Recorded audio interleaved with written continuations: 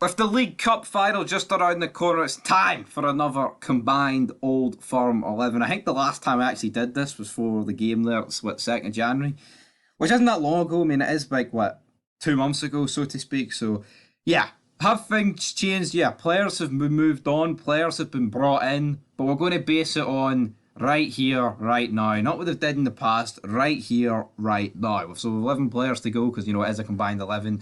And we're starting with our goalkeeper. Now, there is 6 options. You've Bain, Hart, McCrory, McGregor, McLaughlin, Seaghurst. And I think it can only realistically be one man. Like, it's Joe Hart because even though I think Joe Hart's overrated, I've been so critical of McGregor and McLaughlin this season, and so's everyone else. Joe Hart, as much as we want to say, like, oh, the only reason he's keeping clean sheets is because Celtic are so dominant, and the defence is keeping the cut. I mean, it's CCV that's keeping the clean sheets for him. Again, he's got the clean sheets.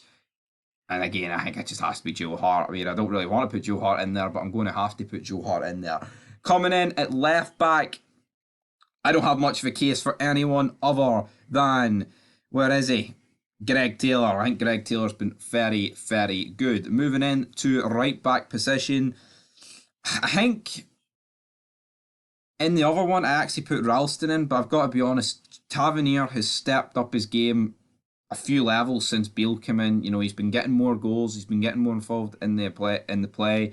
I feel like before Beale and under Gio, I mean, he was playing with a knock, and he looked like he was injured literally for like the first 3 months of the season. So, but Tav, he's upped it, and he's definitely worthy of a spot in this back four. Moving into the two centre back positions, I think these literally pick themselves. It's Cameron Carter-Vickers, because it's just going to have to be Cameron Carter-Vickers. And then at centre back, Goldson. Again, like Tav, since Beale's come in, he's really been back to his best, and since he's been in, and also, I mean, I'll give credit to Ben Davies. Those two have made Rangers a bit better at the back. Yes, it's not like we're keeping clean sheets every game. Rangers, I mean, there's games we'll win 3-2, 2-1, etc. 4-3. I don't think we've won a game 4-3, but you see where I'm coming from. There's still goals they concede, but I feel like Goldson is the other best centre back. I just don't really rate Starfelt. And now we're moving on to a midfield three, and it's at this point, what do you go for, man? What do you go for? Who is the three in midfield? Of course, with a few new signings to contend with. We've, of course, the likes of Nicholas Raskin, the big man himself, Todd Cantwell. But for me, it is going to have to be Riho Hatate in there for Celtic. So at this point, we've 4 Celtic players to 2 Rangers players, right? And I really want to put Raskin in, but he's only had a few games. And again, I know I said I base it off what's happened currently, and I really think in the games he's played, he's just looked a cut above everyone else. But does that really warrant a place in this team? I don't know. I'm going to have to look at the options for a stick him in. But as for Rangers, I mean, I'm really sitting here debating whether who gets in this. But again, I think it's Hatate, Moy, and Cal McGregor. And at this point, I'm looking at it and I'm thinking that is far too Celtic heavy. But I do think you can't really go wrong with it. Now, I feel like Raskin is a few more games. He'd definitely been in there. And don't worry, Tillman's going to be in the front three, all right? On the left, though, we are going to go with Ryan Kent.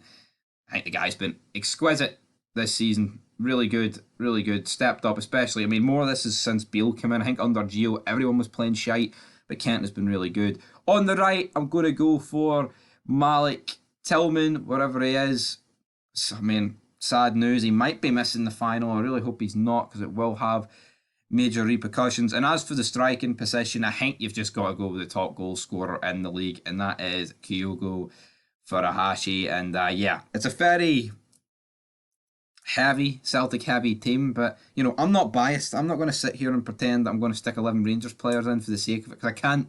That would be wrong.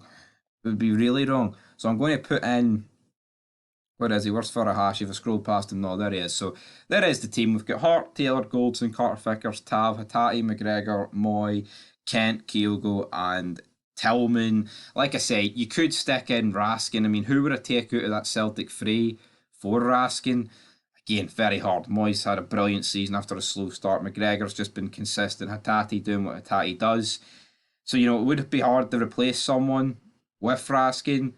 But again, I've been severely impressed with Raskin, and who knows if he's the guy lifting the trophy come Sunday, maybe he does want a place in that team. But that's about it. I mean, could you stick Barisic in over Taylor? I mean, I think there's a wee bit of an argument, but no, it's Greg Taylor we're going with. The back two pick themselves. Tav's upped it in recent weeks, and since Juranovic is away, you can't put him in. Ralston, I think levels have dropped. I mean, Alistair Johnston, it's been all right, but I wouldn't say he's been the saving grace, the almighty right back. He's not been the Canadian Cafu, and then like I say, Joe Hart's pretty self-explanatory. But anyway, guys, that is it for the combined 11. Leave your combined 11 down below, and until next time, peace.